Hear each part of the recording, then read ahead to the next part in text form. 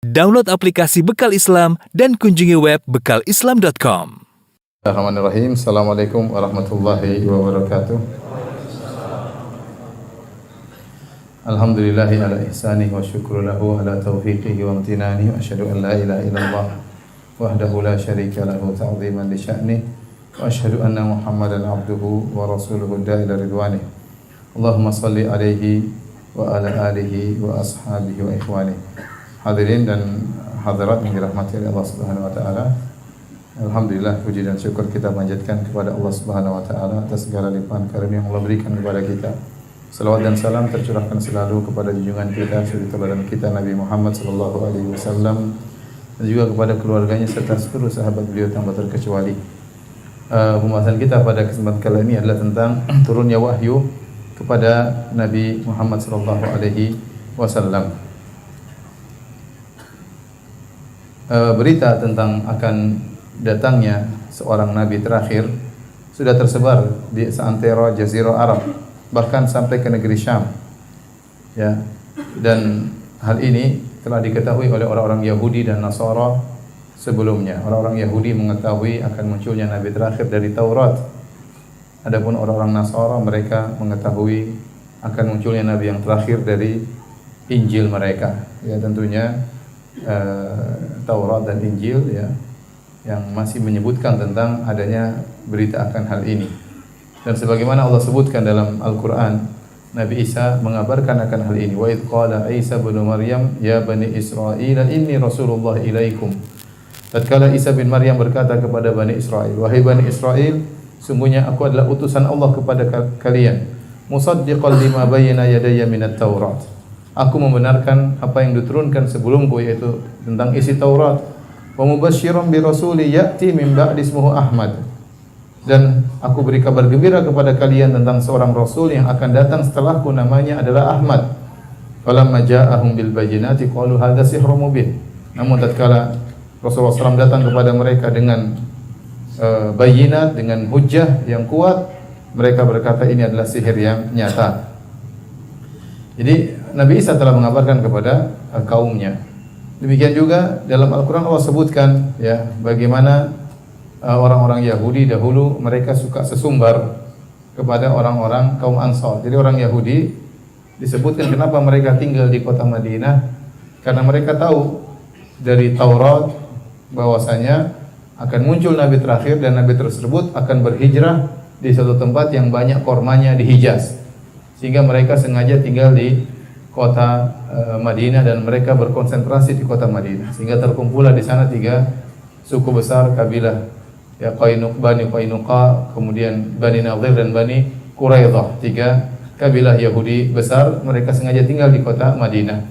Dan dahulu sebelum kaum Ansar masuk Islam, yaitu suku Al-Aus dan suku Al-Khazraj, sebagai penduduk kota Madinah yang tinggal bersama Yahudi, mereka sering bertikai di antara suku Ansar yang belum masuk Islam, itu suku Aus Khazraj, dengan orang Yahudi. Kalau terjadi pertikaian, orang Yahudi sering mengatakan, nanti sebentar lagi akan datang Nabi dan kami akan bersama Nabi tersebut menghabisi kalian. Selalu orang Yahudi bilang begitu, sesumbar. Tatkala terjadi pertempuran di antara mereka, sengketa di antara mereka, orang Yahudi sering ngomong, nanti akan muncul Nabi terakhir, kami bersama Nabi tersebut akan menghabisi kalian. Tatkala, dan ini sering didengar oleh kaum Ansar. Begitu Nabi tersebut muncul, yang beriman kaum Ansar, Yahudi tidak beriman.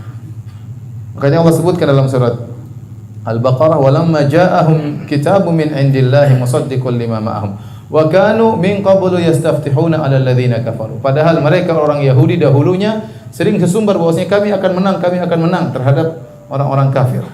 Falamma ja'ahum ma arafu kafaru bi. Tatkala datang apa yang mereka kenal, mereka tahu tentang Rasulullah SAW, kafaru bih, mereka pun kafir kepada Rasulullah SAW. Fala'natullahi 'alal kafirin. Maka laknat Allah kepada orang-orang yang kafir. Allah juga sebutkan tentang bagaimana mereka ngerti betul tentang Rasulullah SAW. Kata Allah, alladzina atainahumul kitaba ya'rifunahu kama ya'rifuna abna'ahum. Sungguhnya orang-orang yang diberikan Alkitab kepada mereka, diberikan Taurat, itu orang-orang Bani Israel, orang Yahudi.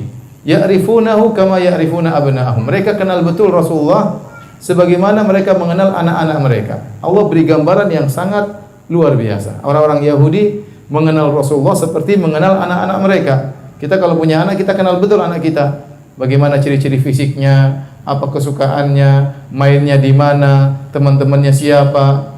Jadi mereka kenal betul, mereka tahu Rasulullah SAW fisiknya seperti apa, kemudian hijrahnya kemana, mereka tahu.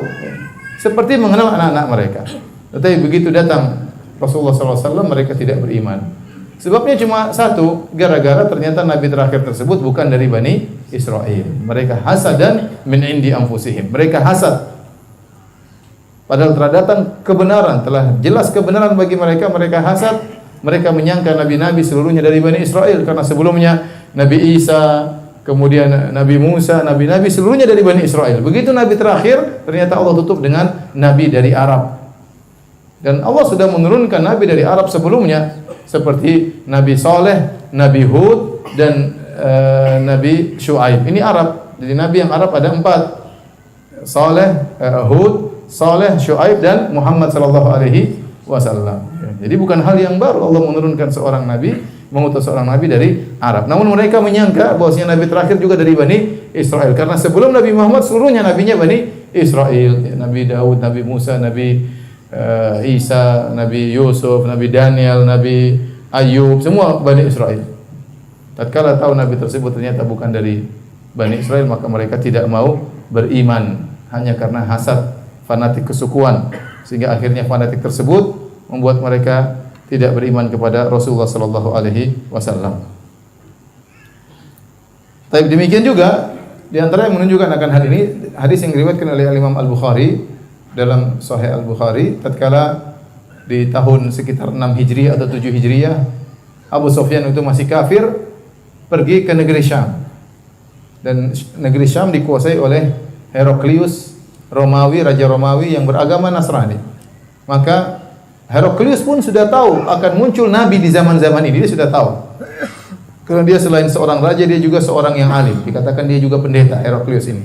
Heraklius. Akhirnya dia waktu tahu ada orang-orang Arab datang, dia suruh panggil, suruh tangkap Abu Sufyan untuk didatangkan di hadapan Heraklius. Maka Heraklius pun bertanya tentang sifat-sifat Nabi tersebut. Apakah begini, apa begini, ya.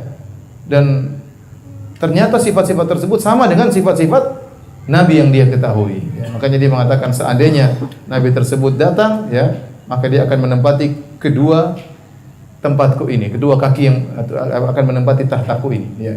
Dia tahu akan hal tersebut. Makanya setelah itu dia bertanya kepada anak buahnya, bukankah Nabi berkhitan? Ya. Kata anak buahnya, wahai sang raja, kalau Nabi tersebut dari Yahudi kita akan bunuh karena Yahudi berkhitan. Heraklius bertanya lagi, apakah orang-orang Arab juga berkhitan? Ya. Kata mereka, tidak tahu. Tahu-tahu ada seorang Arab didatangkan, kemudian diperiksa, ternyata orang Arab memang juga apa? Berkhitan. Ya. Jadi ternyata yang berkhitan bukan cuma orang-orang Yahudi, orang Bani Israel, bahkan orang Arab juga berkhitan. Dan di antara ciri Nabi terakhir adalah diutus pada kaum yang berkhitan. Intinya para hadirin dan hadirat yang dirahmati Allah Subhanahu wa taala, jadi berita tentang akan munculnya Nabi terakhir sudah tersebar di seantero Jaziratul Arab, disebarkan oleh Yahudi, disebarkan oleh Nasara, bahkan disebarkan oleh para dukun-dukun yang juga meramal akan muncul Nabi terakhir, sehingga berita ini bukanlah berita yang aneh bagi mereka karena mereka sudah menantikan kedatangan Nabi terakhir tersebut. Baik, bagaimana wahyu pertama kali turun kepada Rasulullah sallallahu alaihi wasallam? Pertama kali Rasulullah sallallahu tidak langsung didatangi malaikat Jibril. Tapi Rasulullah sallallahu alaihi wasallam didatangi wahyu lewat mimpi, ya, lewat mimpi. Ya, sehingga setelah Rasulullah sallallahu sering bermimpi, Rasulullah sallallahu jadi suka untuk berkhalwat, suka menyepi di goa. Dalam hadis yang diriwayatkan oleh Aisyah radhiyallahu taala anha, beliau mengatakan dalam Sahih Al-Bukhari, awwalu ma budi'a bihi Rasulullah sallallahu alaihi wasallam minal wahyi ar-ru'ya salihah. Pertama kali turun kepada Nabi sallallahu alaihi wasallam, ya, mulai wahyu pertama kali turun dalam bentuk mimpi yang benar. Fin naum, yaitu mimpi dalam tidur. Fa kana la yara ru'yan illa ja'at mithla falaki subhi. Dan tidaklah Nabi sallallahu alaihi wasallam kalau bermimpi kecuali dia melihat mimpi tersebut benar-benar jelas terang benderang seperti cahaya di pagi hari. Sering seorang bermimpi tidak jelas, ya, melihat orang tidak jelas, tahu-tahu di tempat ini tiba-tiba pindah tempat lain, tahu-tahu melihat kondisi yang aneh-aneh. Tapi mimpinya Nabi tidak demikian. Mimpinya Nabi SAW melihat dengan sangat sangat jelas. Sehingga setelah Rasulullah SAW banyak bermimpi, Rasulullah SAW jadi ingin mengenal lebih dekat Allah Subhanahu wa taala. Maka dia pun suka untuk menyepi. Maka berangkatlah Nabi SAW pergi ke gua Hira. Dan kata para ulama, ini semua muqaddimah ya, yang Allah Subhanahu wa taala berikan kepada Nabi SAW sebelum Nabi bertemu langsung dengan malaikat Jibril. Sebagai muqaddimah kepada Nabi SAW ya.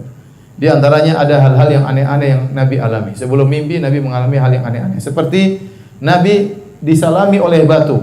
Dalam hadis riwayat Muslim dari Jabir bin Samurah, qala Rasulullah SAW, Rasulullah SAW bersabda, "Inni la a'rifu hajaran bi Makkah kana yusallimu alayya qabla an ub'ats. Inni la a'rifuhu al-an." Sungguhnya aku mengetahui sebuah batu di Mekah.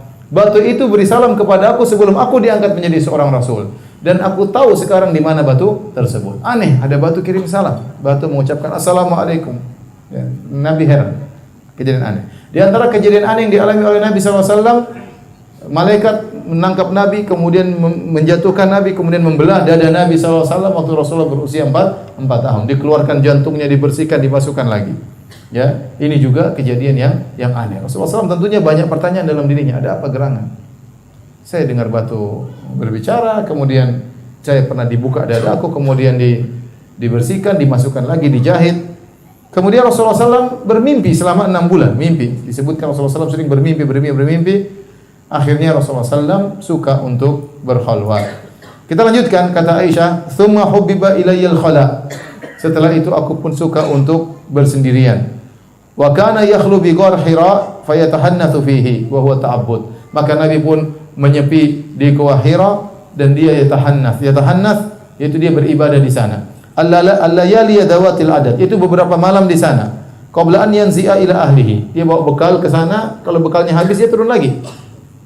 Wa yatazawwadu lidzalik. Kalau bekalnya habis Rasulullah SAW turun, kemudian tsumma yarji'u ila Khadijah fa yatazawwadu limithliha.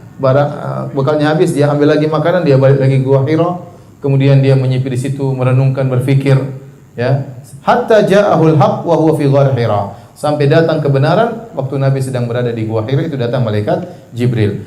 Timbul pertanyaan, apa sih yang dilakukan oleh Nabi di Gua Hira? Aisyah mengatakan yatahannath.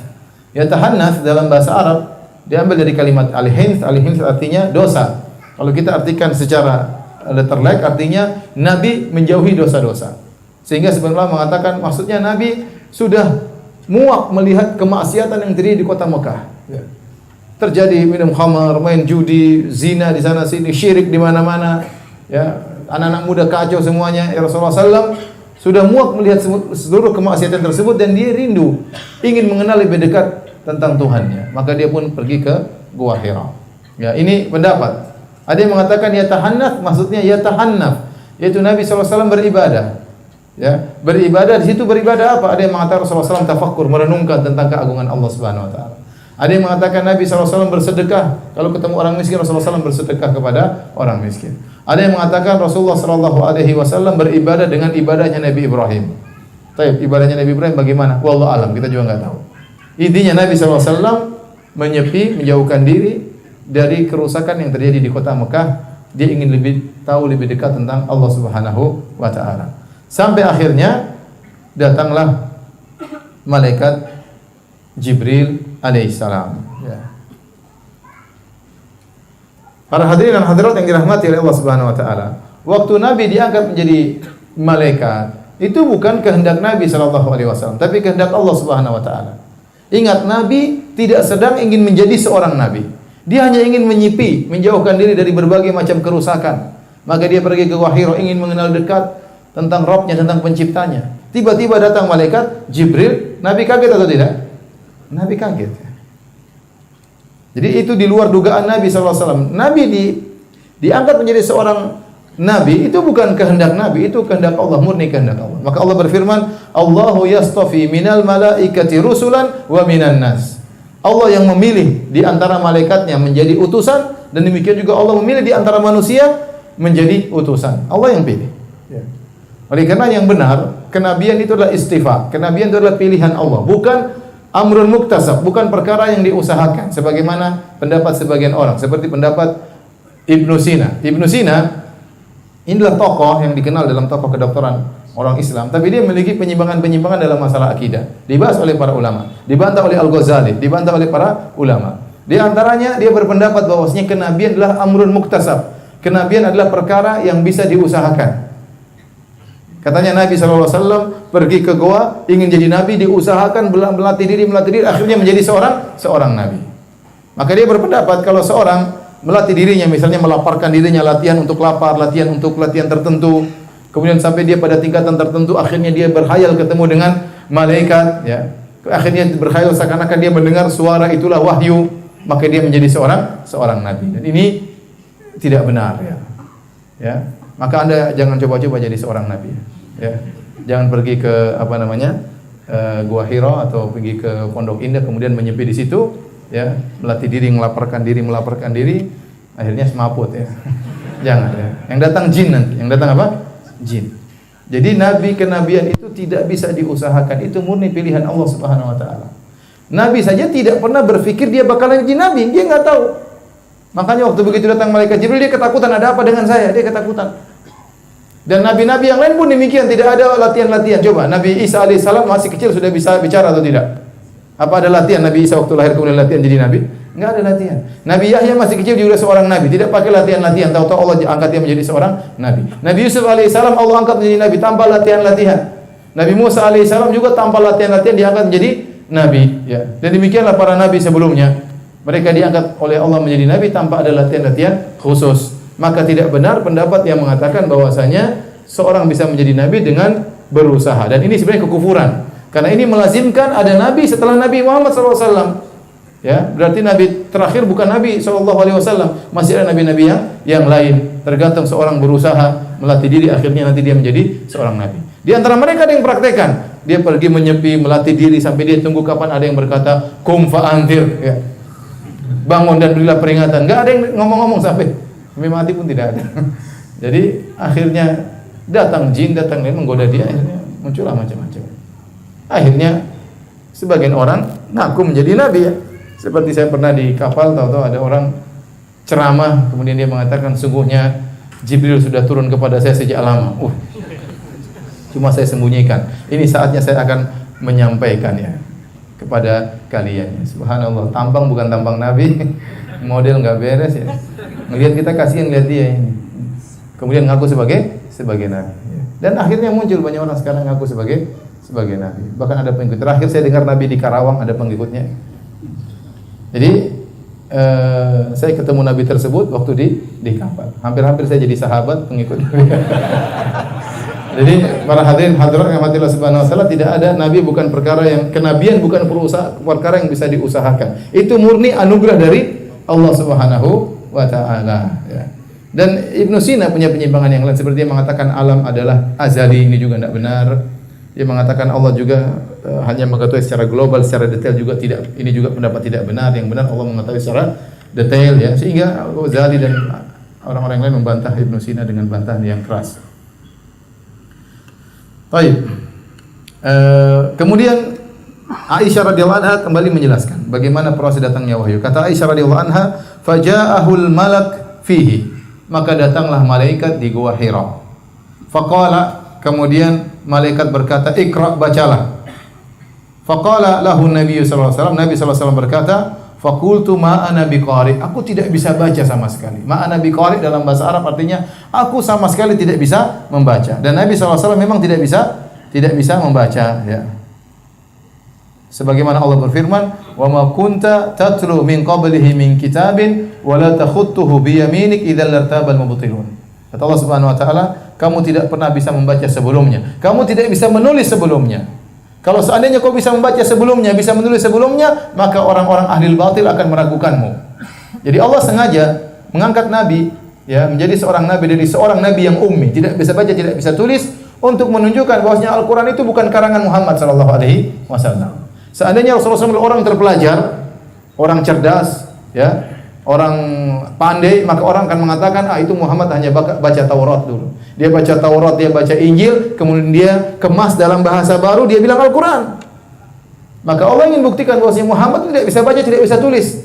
Maka Quran itu bukan karangan Muhammad sallallahu alaihi wasallam. Inilah hikmahnya kenapa Allah menurunkan Al-Quran kepada seorang nabi yang ummi, yang tidak bisa baca, tidak bisa tulis. Kemudian khilaf di kalangan para ulama, apakah nabi tidak bisa baca, tidak bisa tulis sampai beliau wafat sallallahu alaihi wasallam? Ada yang mengatakan setelah itu nabi bisa baca, bisa tulis. Ada yang mengatakan ini pendapat yang lebih benar, sampai nabi wafat nabi tidak bisa baca, tidak bisa tulis, untuk menjaga keautentikan Al-Quran, bahwasanya Al-Quran ini murni dari Allah, bukan karangan Muhammad sallallahu alaihi wasallam.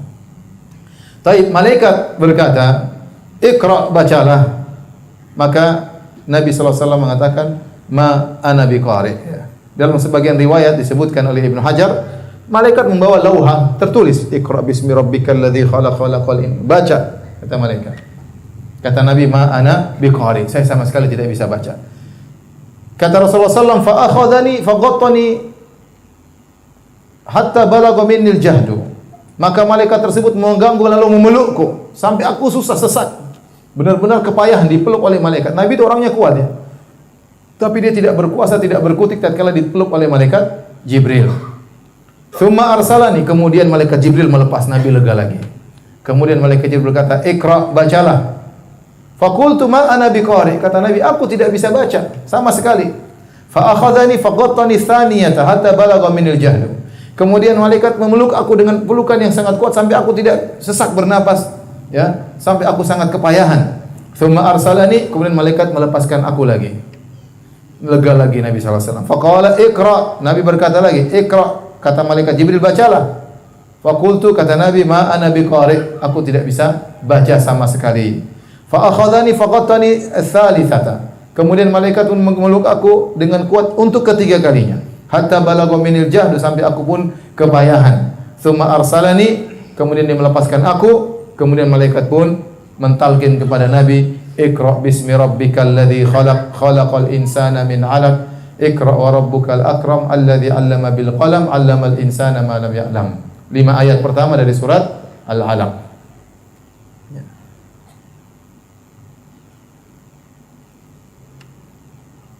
Baik, hadirin dan hadirat yang dirahmati oleh Allah Subhanahu wa taala, maka tatkala itulah Nabi diangkat menjadi seorang nabi ya.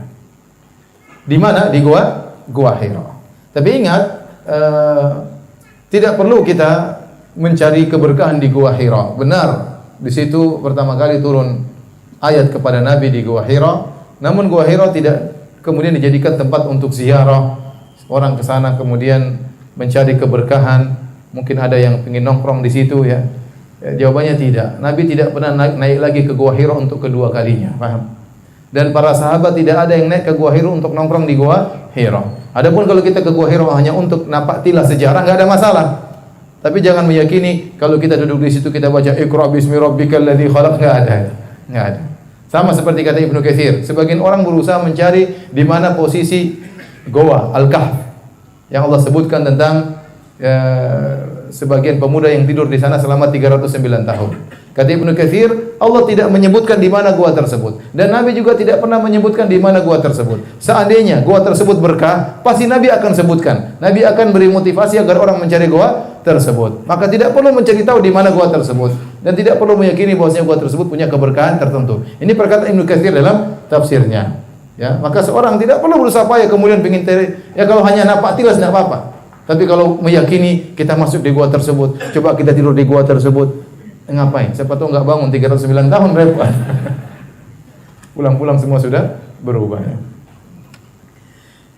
Baik, setelah kejadian tersebut, kata Aisyah radhiyallahu taala anha, faraja'a biha tarjufu bawadiruhu. Maka Nabi pun pulang sambil gemetar bawadiru, ini tulang daging di sini antara leher dengan pundak, di sini gemetar. Rasulullah SAW ketakutan.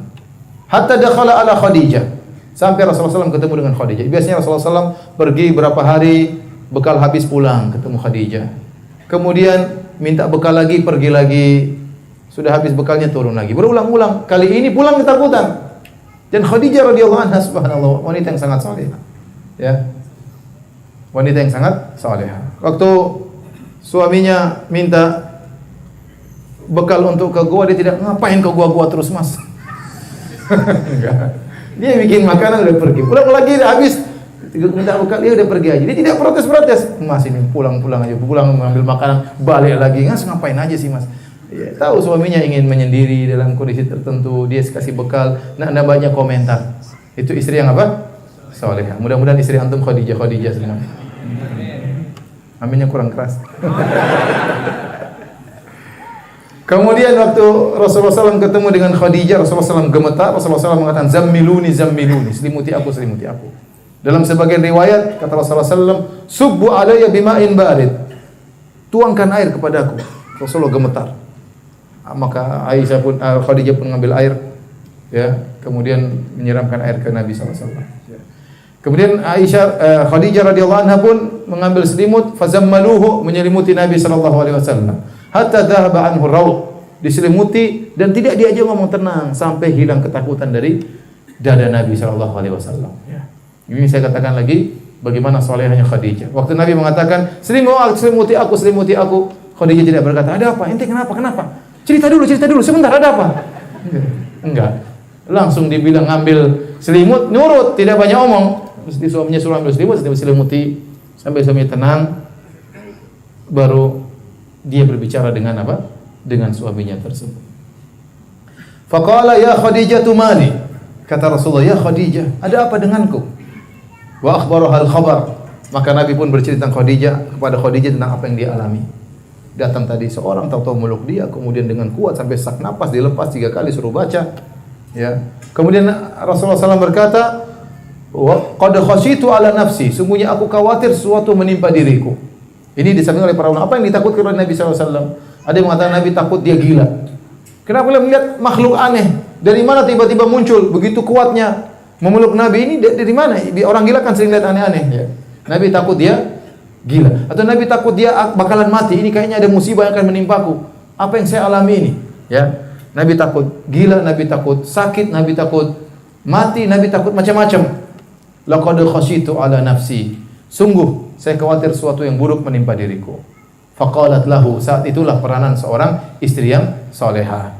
Maka Khadijah radhiyallahu anha pun menenangkan suaminya dengan berkata, "Kalla abshir, fa wallahi la yukhzikallahu abada." Sekali-sekali tidak wahai suamiku, kau tidak akan tertimpa dengan perkara yang perlu kau takutkan. Abshir, bergembiralah. Fa wallahi la yukhzikallahu abada. Demi Allah, Khadijah yang bersumpah untuk menenangkan suaminya. Demi Allah, Allah tidak akan menghinakan engkau selamanya.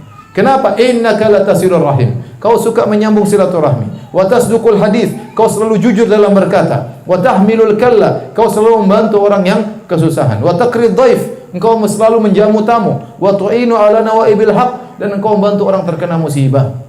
Orang sepertimu ini tidak bakalan dihinakan oleh Allah Subhanahu wa taala.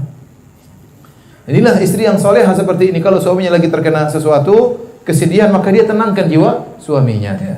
Dia tenangkan jiwa suaminya, bukan malah membuat suaminya gelisah. Iya mas, jangan mas, jangan, malah ketakutan ya, jangan. Ya.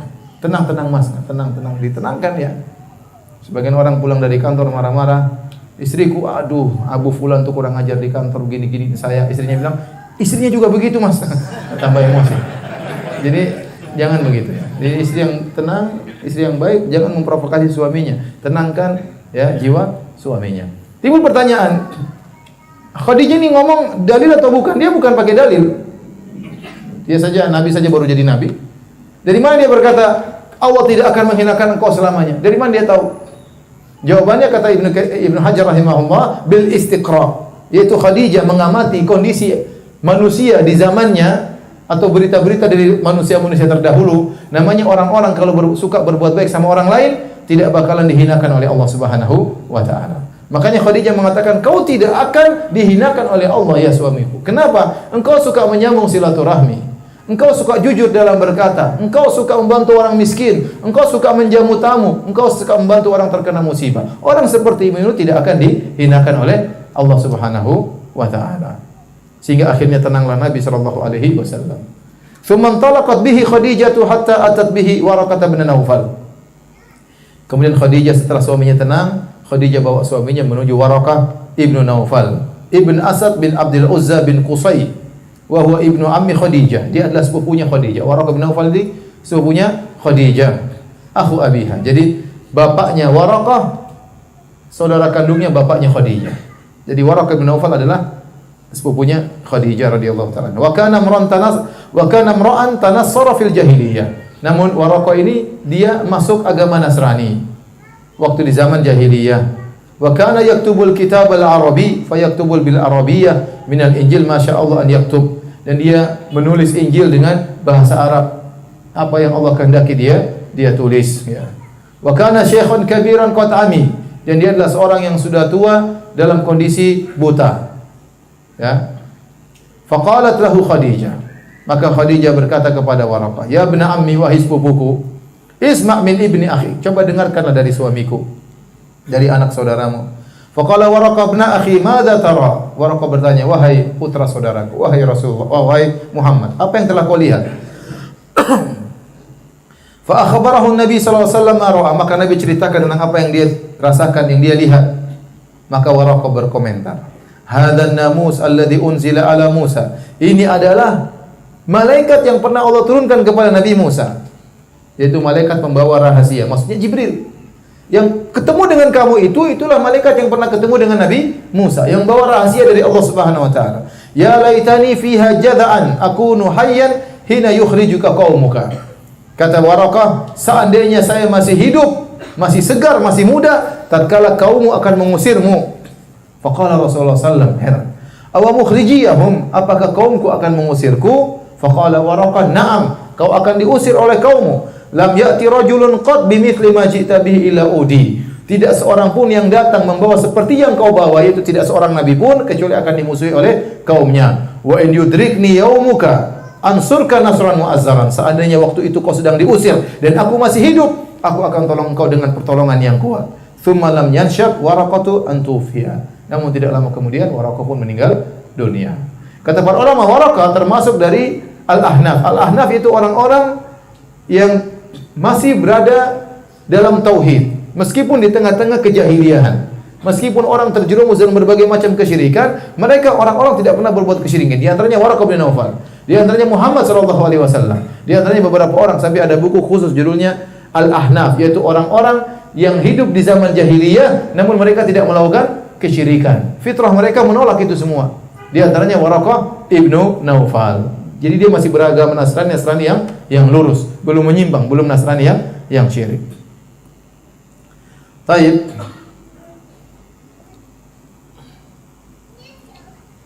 Para ulama menyebutkan kenapa waktu Jibril memeluk Nabi sampai 3 kali, kenapa enggak langsung dari awal? Ya. Ada yang pernah mengatakan untuk menjelaskan kepada Nabi bahwasanya yang dia alami sekarang itu bukan mimpi. Bahwasanya dalam kondisi sadar, karena sebelumnya Nabi sudah bermimpi selama 6 bulan. Dia jangan sampai waktu Jibril datang Nabi merasa dia sedang mimpi, maka malaikat Jibril memeluknya, melepaskan sampai 3 kali agar Rasulullah SAW sadar bahwasanya yang dia alami itu adalah sungguh-sungguh benar, alam nyata, bukan alam mimpi.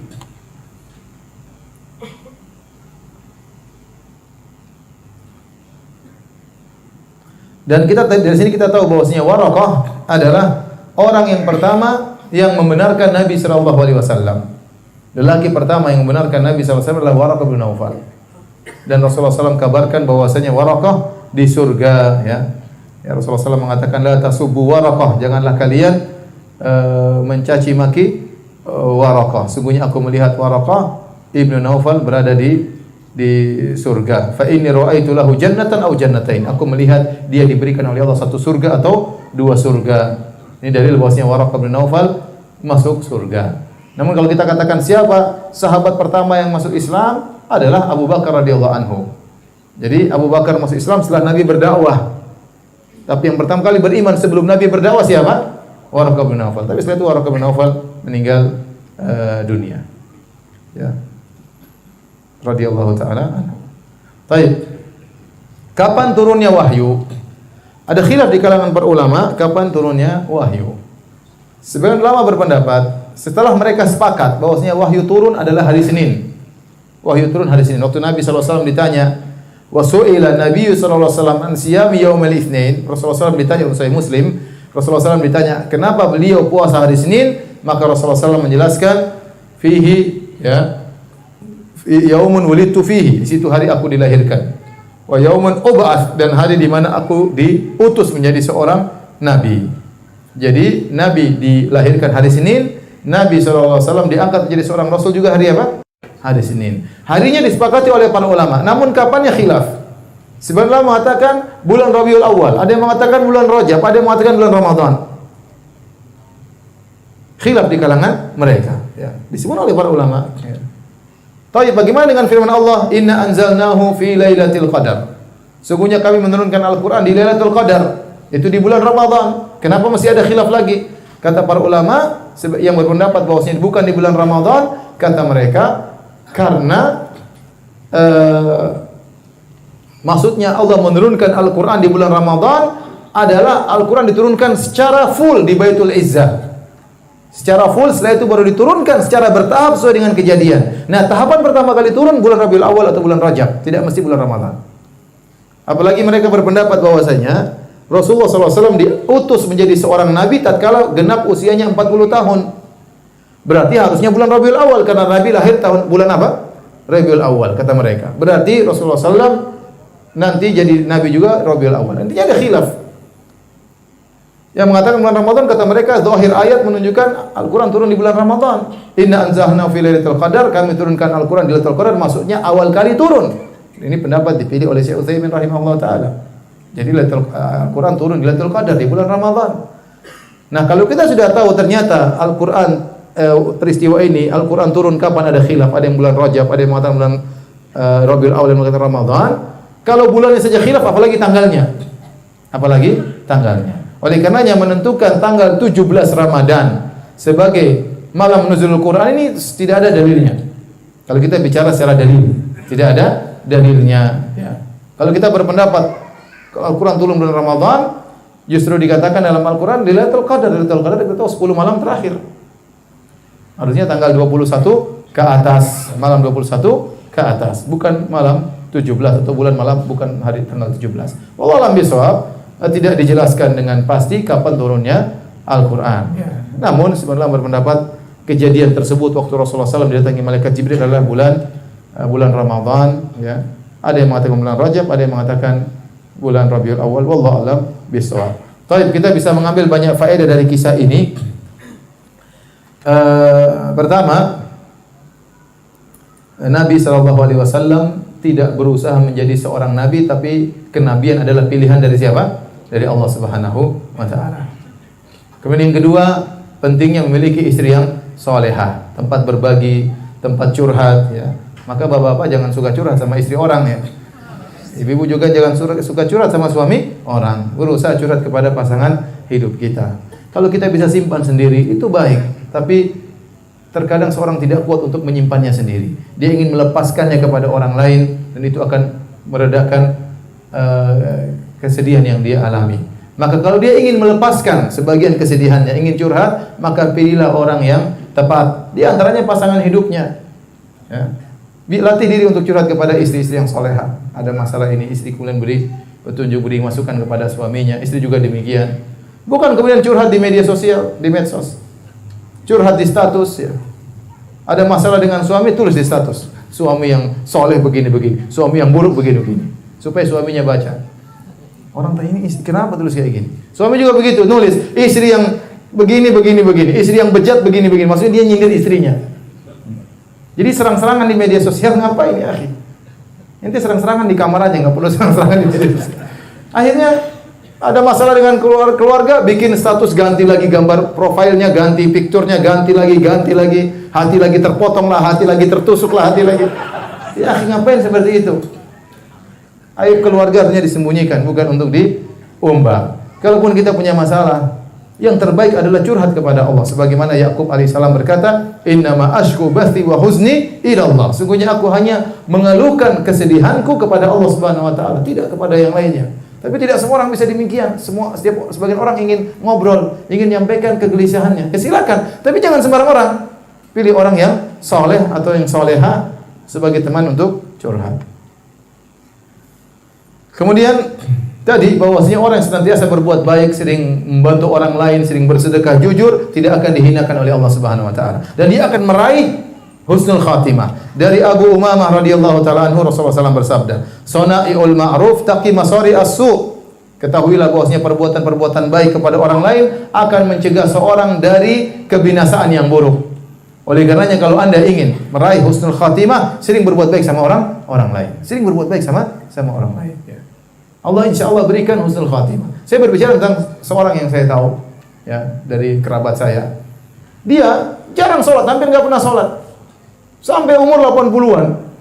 79 atau 80, tahu-tahu dia ada kasus sama istrinya. Istrinya udah ngaji, kemudian hampir mau cerai, akhirnya mereka panggil saya untuk menyelesaikan masalah. Ini orang hampir jarang sholat. Ya pas-pasan lah agamanya, nggak ngerti Quran juga nggak. Ini pokoknya agamanya sangat minim.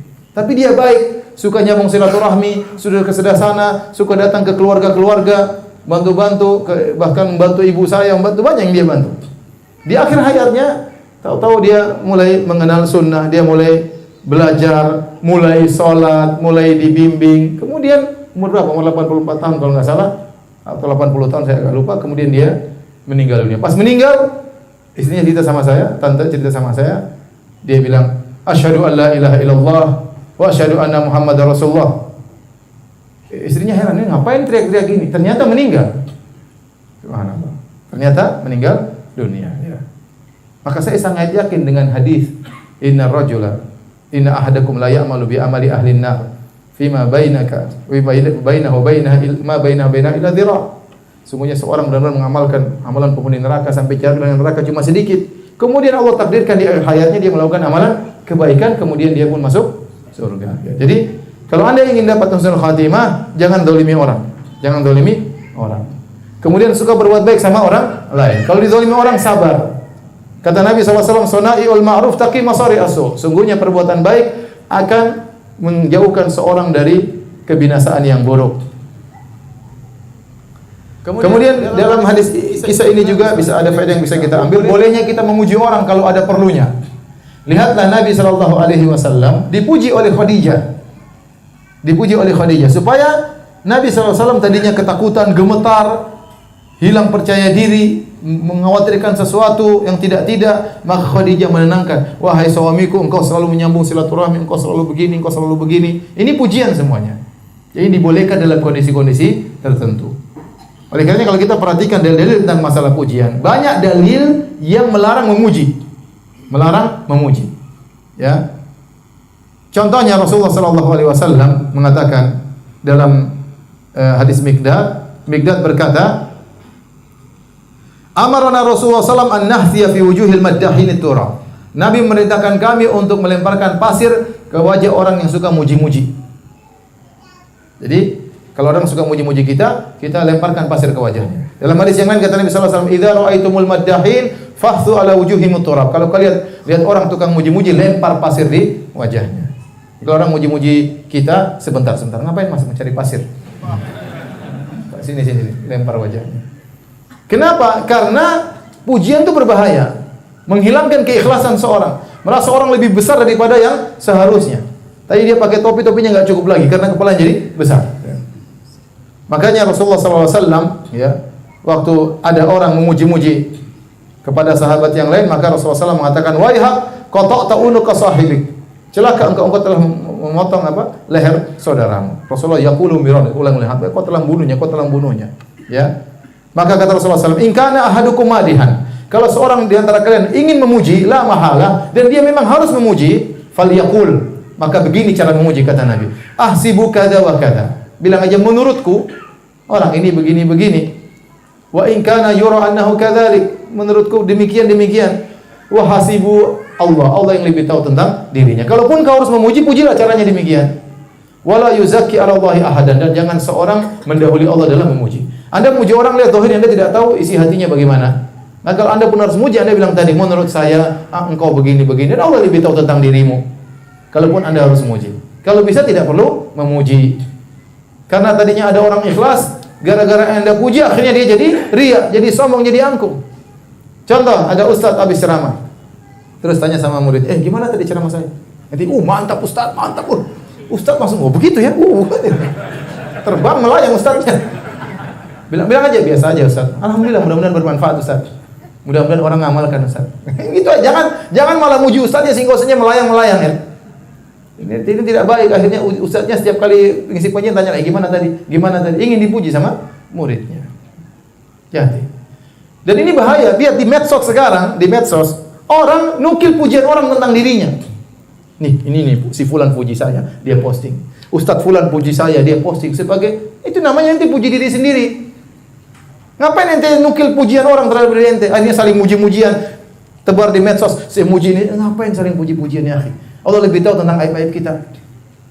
Jadi bahaya pujian itu apa? Bahaya. Jangan cari pujian bukan kayak itu ria, amal semua hilang gara-gara cari pujian. Maka jangan terperangkap dengan pujian. Orang puji sudah kita bilang Allahumma ghfirli, Allahumma la tu'akhidni wa yaqulun. Kalau kita dipuji kita bilang apa? Allahumma la tu'akhidni wa yaqulun. Ya Allah jangan kau siksa aku akibat pujian mereka.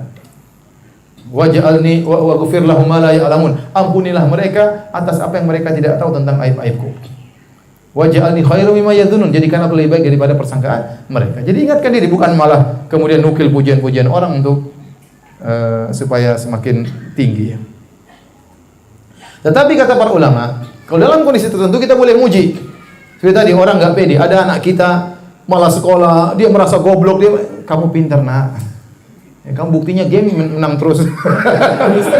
Misalnya sabar nak, kamu pintar kok, kamu harus bisa, kamu lihat kamu pintar kok. Ini ada manfaatnya seperti ini. Tadi seperti Khadijah muji siapa? Nabi sallallahu alaihi wasallam. Kamu cerdas kok, kamu bisa. Insyaallah ada orang malas-malas dakwah. Ayo Ustaz dakwah Ustaz, banyak orang dapat hidayah Ustaz. Kemarin ada orang senang sama dakwah antum. Saatnya kita puji. Lihat kondisi, ketika dia lagi malas, kita puji. Kalau lagi naik jangan tambah pujian. Ini tambah melayang ke atas, repot. Ya. Sudah peringatan. Baik, azan nanti kita lanjutkan setelah salat sekaligus tanya jawab. Allah taala alam bisawab.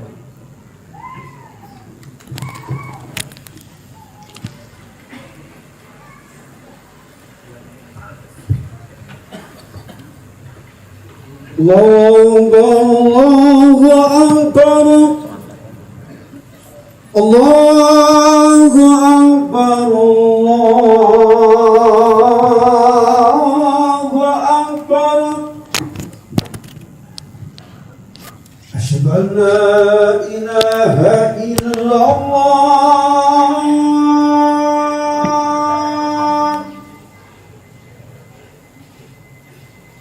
Asyhadu an la ilaha illallah.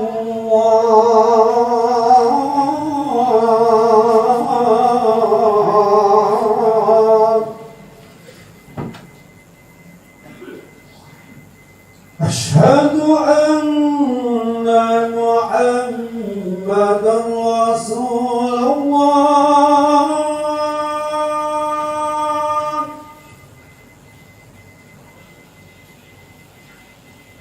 Asyhadu anna Muhammadan Rasulullah.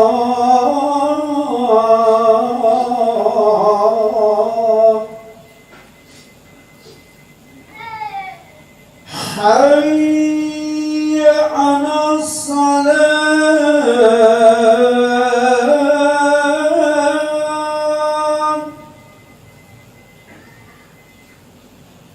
Hayya 'alas salat.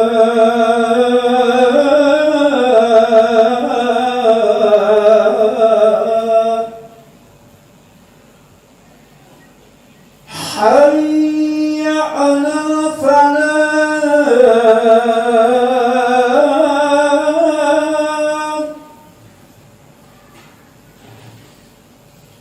Hayya 'alal falah.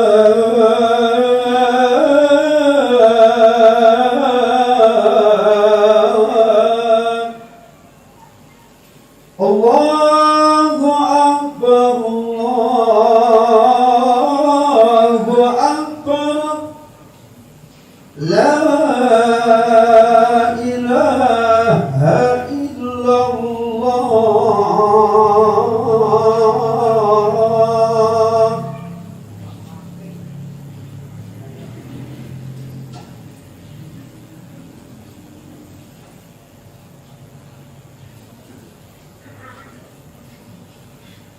الله أكبر أشهد أن لا إله إلا الله أشهد أن محمدا رسول الله حي على الصلاة حي على الفلاح قد قامت الصلاة.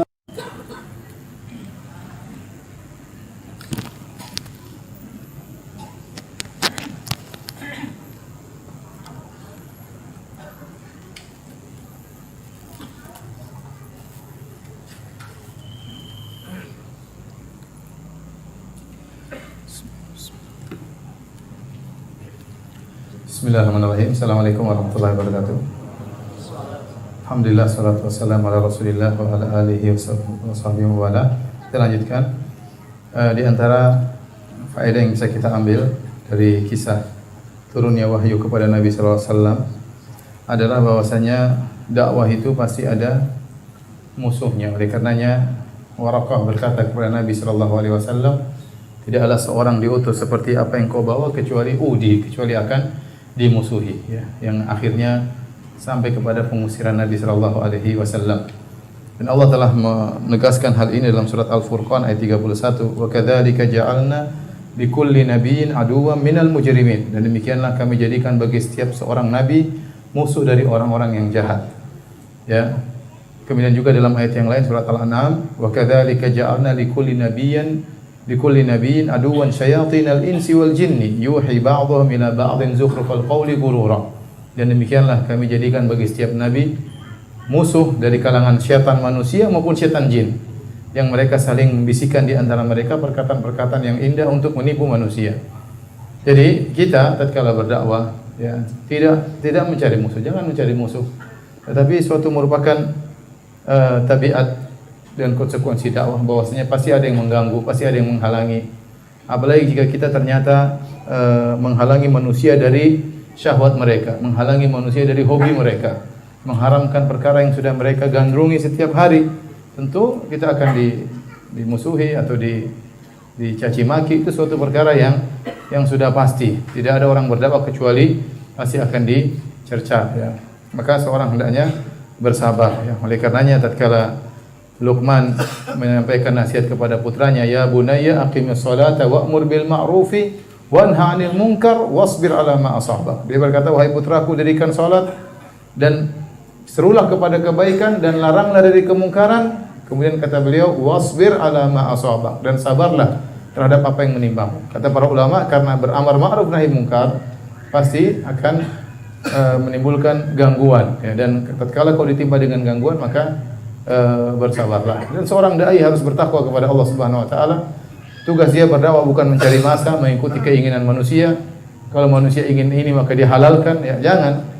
Dia menyampaikan apa yang disuruh oleh Rasulullah sallallahu alaihi wasallam, meskipun itu bertentangan dengan hasrat dan syahwat manusia, ya. Dia sampaikan kebenaran apapun yang terjadi. Adapun hanya mencari pengikut, mau bilang ini haram takut nanti ditinggal oleh pengikutnya, maka ini dai yang berdakwah kepada cari masa, bukan mencari keridhaan Allah Subhanahu wa taala. Kemudian di antara faedah yang bisa kita ambil tentang beratnya diusir dari kampung sendiri, atau tentang cinta kepada kampung sendiri. Dalam sebagian riwayat, Waraqah berkata kepada Nabi sallallahu alaihi wasallam, la tukadzibannahu, sungguh orang-orang Quraisy, ya, kepada Khadijah, kata dia, sungguh orang-orang Quraisy akan mendustakan Muhammad. Dan Nabi diam waktu dikatakan demikian. Kemudian kata Waraqah lagi, wala tu'dhiyannahu, sungguh orang-orang Quraisy akan menyakitinya. Rasulullah SAW diam, tidak komentar. Tatkala sampai pada perkataan yang ketiga, Waraqah berkata, wala tukhrijannahu, sungguh orang-orang Quraisy akan mengusirnya dari negerinya. Maka Rasulullah SAW komentar, awa mukhrijiyahum, apakah mereka akan mengusirku? Sebagian ulama berpendapat ini dalil bahwasanya terusir dari kampung sendiri adalah perkara yang berat, ya. Bahwasanya Nabi sangat cinta kepada kota kelahirannya, kota Mekah, ya. Nabi merasa berat diusir dari kaumnya. Oleh karena di antara ujian yang berat bagi Nabi, dia harus meninggalkan kampung halamannya, yang di situ penuh dengan berbagai macam nostalgia yang indah. Sejak kecil dia di situ, tumbuh dan besar di negeri tersebut. Dia mengembalakan kambing di situ, ketemu dengan Khadijah di situ, anak-anak lahirnya di situ. Situlah negeri pamannya, negeri bapaknya, negeri kakeknya, negeri moyangnya. Kota Mekah, tahu-tahu dia diusir dari kota Mekah, ya. Maka ini perkara yang sangat berat bagi Nabi sallallahu alaihi wasallam, ya. Oleh karenanya para ulama menyebutkan ini di antara ujian yang besar yang dialami oleh Rasulullah. Makanya waktu Rasulullah SAW berhijrah, Rasulullah SAW bukan gembira-gembira berhijrah, tidak. Tapi dia bersedih. Maka dia berkata kepada Mekah, kata beliau, "Ma atyabaki min balad, sungguh baik engkau wahai kota Mekah. Wa ahabbaki ilayya, sungguh engkau adalah kota yang paling aku cintai. Walaula anna qaumi akhrajuni minki, kalau bukan kaumku mengusirku darimu, ma sakantu ghairaki, aku tidak akan pindah ke tempat yang lain." Dalam riwayat yang lain Nabi berkata, "Wallahi innaki la khairu ardillah." Wallahi demi Allah wahai Mekah engkau adalah negeri yang terbaik. Wa habbu ardillah ila Allah, dan negeri yang paling dicintai oleh Allah. Walaula anni ukhrijitu minki ma kharajtu. Kalau aku tidak diusir darimu, aku tidak akan pergi meninggalkan engkau. Maka Nabi cinta kepada negeri, dan saya ingatkan bahwasanya cinta kepada negeri adalah perkara yang fitrah. Setiap orang cinta kepada negerinya, ya. Bagaimana tidak cinta kepada negeri? Dia dari negeri tersebut, lahir di negeri tersebut, orang tuanya, mbahnya, moyangnya semuanya negeri tersebut. Ya, maka seorang berusaha cinta kepada negeri dan menjaga negerinya dengan baik. Apalagi saya katakan tanah air kita. Tanah air kita adalah negeri yang harus kita cintai. Kenapa? Karena negeri ini kebanyakan yang tinggal orang-orang kaum muslimin. Kalau kita menjaga negeri ini berarti kita menjaga kaum muslimin. Jangan sampai timbul perpecahan, sampai timbul kekacauan.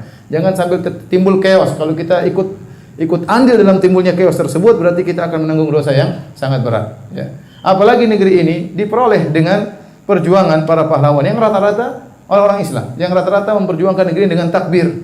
Rata-rata pahlawan orang-orang apa? Orang Islam. Rata-rata penjajah orang-orang kafir, ya. Maka negara yang sudah diperjuangkan oleh para pahlawan dengan pengorbanan darah, ya, dan raga mereka dengan takbir, maka jangan sampai kita rusak negeri ini, ya. Maka kita berusaha menjaga negeri ini dengan berniat menjaga negeri kaum muslimin. Kalau hilang ketenteraman dari negeri ini, tidak ada keamanan negeri ini, seperti negara-negara Islam yang lainnya, lihat Suriah, di Irak, di mana-mana banyak. Maka banyak perkara yang akhirnya tidak bisa kita kerjakan. Dakwah pun susah, ibadah pun susah, nuntut ilmu apalagi.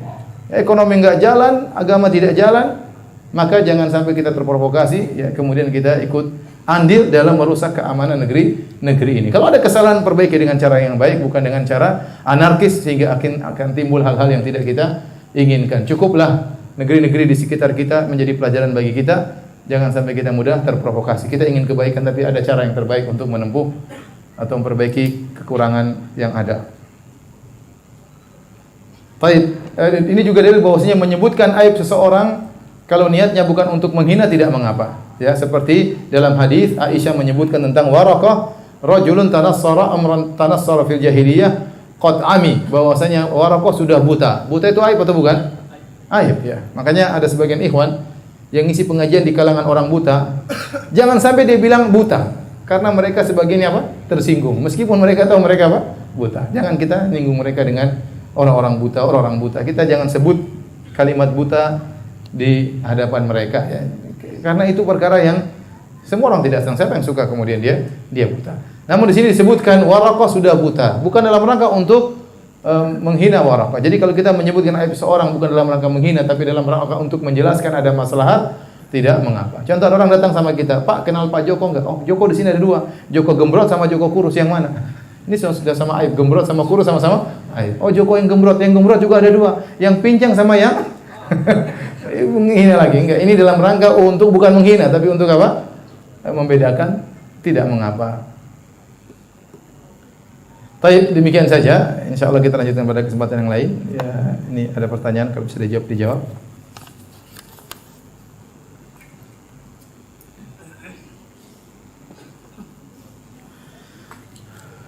Ustadz mau tanya, kenapa akhir-akhir ini Ustadz tidak jadi imam salat lagi? Perasaan baru sekarang tidak jadi imam salat. Kemarin salat jadi imam. Enggak apa-apa, ya. Mas, enggak apa-apa. Enggak ada apa-apa. Enggak ada masalah.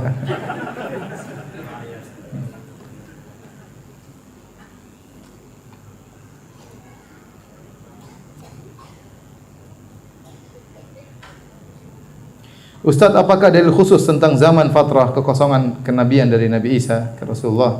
Karena pertemuan sebelumnya dikisahkan Khadijah mengajak Rasulullah bertemu dengan saudaranya Naufal, Waraqah bin Naufal yang masih mengikuti ajaran Nabi Isa. Bila tidak ada dalilnya, bagaimana keadaan kaum tersebut di akhirat? Jadi barang siapa yang belum sampai kepadanya hujjah, kata Allah, wa ma kunna mu'adzibina hatta nab'atha rasula. Kami tidak akan mengadab ya sampai kami mengutus seorang rasul, yaitu sampai ada hujjah yang sampai kepadanya ya. Jadi ini berlaku kapan saja ya. Di antaranya misalnya tidak usah di zaman fatrah. Contohnya misalnya di suatu daerah, apalagi zaman dahulu belum ada internet, belum ada komunikasi, mungkin di hutan-hutan banyak orang tidak pernah kenal tentang Islam ya. Atau di pedalaman Eropa mereka tidak pernah kenal tentang Islam, ataupun mereka dengar tentang Islam, Islam teroris, maka dia tidak pernah tertarik untuk mendengar tentang Islam. Nah, bagaimana sih mereka? Apa kita katakan mereka masuk neraka pasti? Jawabannya tidak. Kita katakan mereka di dunia hukumnya kafir karena mereka bukan orang Islam. Tapi di akhirat urusan Allah, Allah akan menguji mereka dengan cara yang Allah kehendaki. Sebenarnya datang dalam hadis ya, Allah akan menguji mereka dengan cara Allah Subhanahu wa taala ya. Jadi orang-orang yang tidak sampai hujah kepada mereka tidak bisa kita vonis mereka di neraka jahanam. Tapi kita kalau mereka meninggal ya tidak dikuburkan di kuburan kaum muslimin. Ya karena mereka statusnya kafir secara agama di dunia.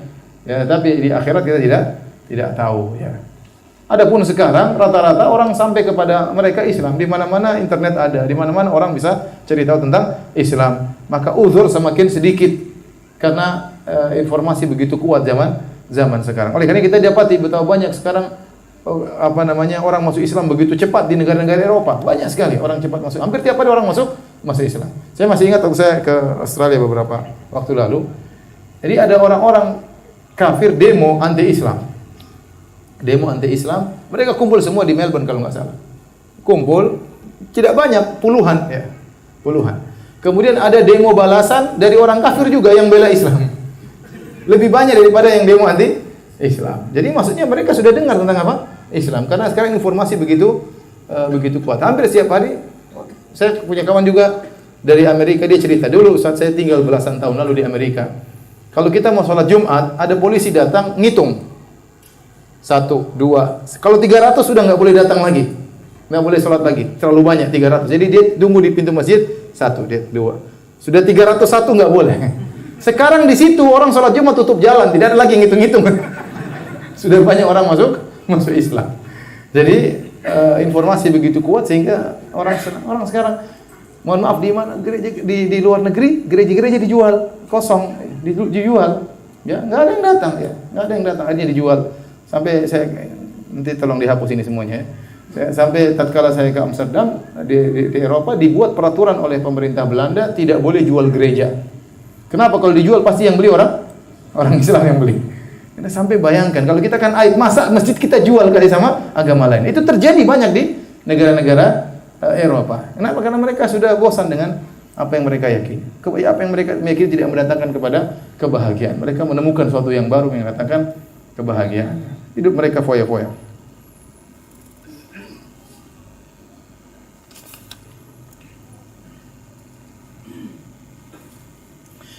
Ustaz, di luar tema, siapa nama ibunda Nabi Yusuf?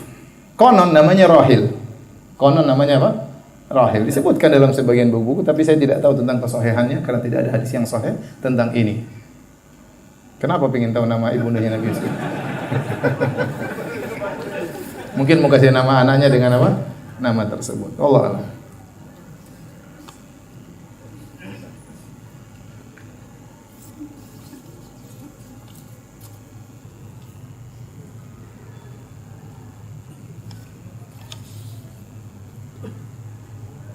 Apa referensi buku Sirah Nabawiyah yang sesuai dengan kebenaran? Saya rasa yang bagus yang saya terjemahkan 2 buku. Pertama judulnya Rahiqul Makhtum, Ar-Rahiqul Makhtum karangan Safiur Rahman Al-Mubarakfuri. Ini buku sederhana, bagus untuk dibaca. Sirah intinya itu aja.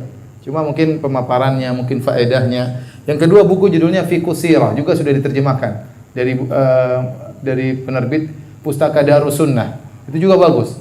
Ya, dia ihtimam perhatian tentang faedah-faedah yang bisa diambil dari sirah. Jadi kita baca sirah bukan hanya baca cerita, tapi setelah itu disebutkan faedah pertama, faedah kedua, faedah ketiga, faedah keempat, dan saya banyak mengambil faedah dari buku tersebut. Banyak buku-buku yang lain tapi masih dalam bahasa Arab. Makanya belajar bahasa Arab. Ya, di antaranya seperti As-Sirah An-Nabawiyah Shahihah karangan Dr. Akram Al-Umari, itu bagus, itu jadi 2 jilid dan itu jadi kurikulum kita di Universitas Islam Madinah waktu saya kuliah hadis waktu S1. Jadi banyak buku-buku yang lain tapi masih dalam bahasa Arab.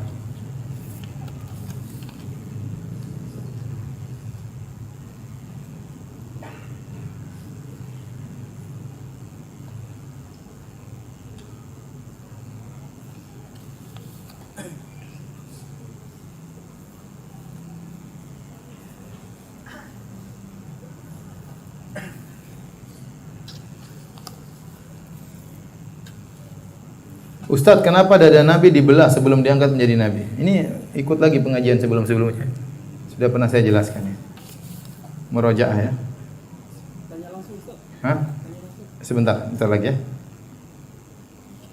Mengapa yang masuk Islam pertama kali Abu Bakar bukan Khadijah?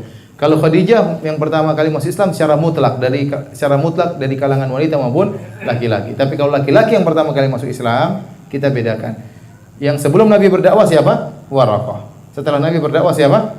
Abu Bakar ya.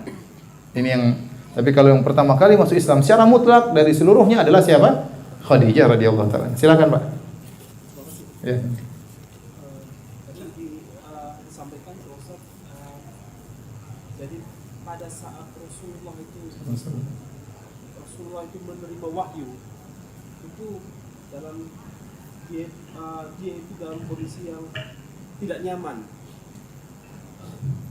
Jadi dia itu dalam kondisi yang tidak nyaman, bisa dalam keadaan yang ketakutan atau dalam riwayat lain dia gemetar atau dalam riwayat lain dia mengeluarkan keringat sampai sebesar biji jagung dan seterusnya.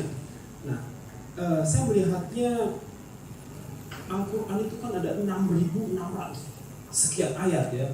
Kalau setiap Rasulullah menerima ayat itu dalam keadaan yang begitu tidak nyaman, jadi betapa menderitanya Rasulullah selama itu ya. 6.600 sekian ayat, dan setiap menerima ayat kondisinya seperti yang saya sebutkan tadi. Tidak, jadi Belum selesai. belum selesai. Itu pertanyaan pertama. Wih. Yang kedua? Pertanyaan kedua, tadi saya juga menyebutkan bagaimana yang dihadapi oleh para nabi yang diutus Allah kepada kaumnya. Kita lihat seperti Nabi Nuh, Nabi Lut, Nabi Hud, dan seterusnya sampai ke Nabi Muhammad SAW. Mereka itu diselamatkan oleh Allah dari kezaliman kaumnya. Tapi ada yang luput untuk diselamatkan, seperti Nabi Yahya yang dipenggal kepalanya, Nabi Zakaria yang dibelah tubuhnya. Terus kita melihatnya di sini, apakah ibror yang bisa diambil dari case ini? Apakah itu tentunya kita tidak menurunkan status kenabiannya ya, dengan dia dipenggal dan seterusnya. Tapi kita pengen memahami kenapa Allah tidak menyelamatkan Yahya, tidak menyelamatkan Zakaria dari gangguan umatnya. Ya. Terus kemudian Yang ketiga, 3A. Yang ketiga. Nanti saya lupa pertanyaannya kebanyakan. Tadi saya cemas, Ustaz. Ustaz bilang memuji itu begini dan begitu ya, harus dilempar buruk sekali ya. Sementara saya rajin dan sangat mudah memuji anak-anak saya. Tadi sudah dijawab ya. Karena tujuannya adalah motivasi, mengencourage mereka untuk setiap prestasi-prestasi kecil saya rajin memuji mereka dan sebagainya. Tapi sudah terjawab. Jadi alhamdulillah. Ya, sudah. Terima kasih. Jadi yang pertama, Nabi SAW dapat wahyu bukan cuma satu model. Ya, bisa dalam mimpi, bisa dengan malaikat membacakan, tidak harus keringat. Jadi tidak selalu dalam bentuk apa? Keringat. Jadi wahyu ada beberapa cara Allah memberikan wahyu. Di antaranya malaikat membacakan. Ya. Seperti tadi, Iqra bismi rabbikal ladzi khalaq, itu Nabi kaget aja, tapi tidak ada peristiwa apa? Keringat. Ya, ada peristiwa yang Nabi terdiam kemudian keluar keringat meskipun musim dingin. Itu terjadi. Jadi Allah mengasihkan beberapa model. Tentu ada hikmah yang Allah kehendaki. Ada yang mengatakan agar Nabi benar-benar konsen ya, bahwa ini benar-benar wahyu ya, dan disebutkan oleh para ulama. Jadi tidak semua ayat seperti itu. Tidak semua ayat seperti itu. Kalaupun dikatakan Nabi menderita, itu ujian bagi Nabi SAW. Nabi diuji dalam kehidupannya. Dari awal sudah jadi penggembala kambing, yatim, karena surganya paling tinggi. Ya. Anaknya meninggal seluruhnya, kecuali Fatimah terakhir. Ya. Dan dilempar oleh kaumnya, diusir oleh kaumnya, dihina dengan tuduhan yang tidak-tidak. Dan demikianlah Nabi hidupnya penuh dengan apa? Ujian. Kata Nabi SAW, asyadun nasi bala'an al-anbiya. Orang yang paling banyak ujiannya adalah para Nabi. Thumma salihun, kemudian orang soleh. Thumma al-amsal fal-amsal, kemudian yang selanjutnya dan selanjutnya. Jadi memang Nabi begitulah kehidupannya, penuh dengan ujian. Karena kita bukan nabi maka ujiannya apa? Sedikit. Ujian sedikit merasa besar itu saja. Ada orang datang, saya diuji berat, apa ujiannya? Ah gitu aja udah banyak orang diuji seperti itu. Merasa berat. Padahal cuma gitu-gitu aja ya. Baik. Ya, yang kedua tadi masalah nabi ya. Saya belum baca perkataan para ulama ya tentang masalah tersebut. Tapi memang di antara sifat-sifat orang Yahudi wa qatlahumul anbiya. Mereka membunuh para nabi ya. Mungkin Allah menghendaki para nabi mendapatkan ajar syahadah ya, mati syahid ya. Ya menunjukkan bahwasanya terkadang kebenaran ya terkadang dikalahkan namun ujung-ujungnya akan datang kemenangan. Seperti Nabi SAW. Nabi SAW pernah kalah dalam perang Uhud. Seandainya Nabi pasti menang terus maka tidak ada ujian. Orang semua akan masuk Islam kalau begitu. Makanya kata para ulama dibuatlah terkadang Nabi kalah. Demikian juga dalam peperangan terkadang kaum muslimin menang, terkadang apa? Kalah. Agar bahwasanya ini ujian. Antum beriman kepada ayat, kepada dalil, tidak mesti harus menang terus. Kalau selalu menang terus, semua orang akan masuk Islam. Semua orang akan masuk Islam. Tanya, kenapa orang Islam sekarang begini? Kita pernah jaya, sekarang kita lagi terpuruk.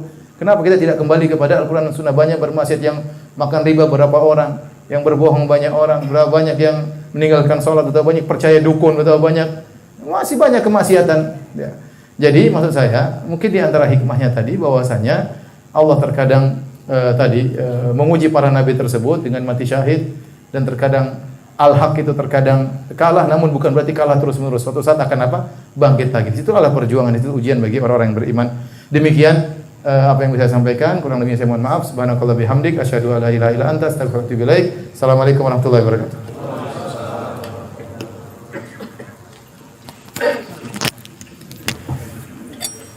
Demikianlah jemaah mulia kajian ilmiah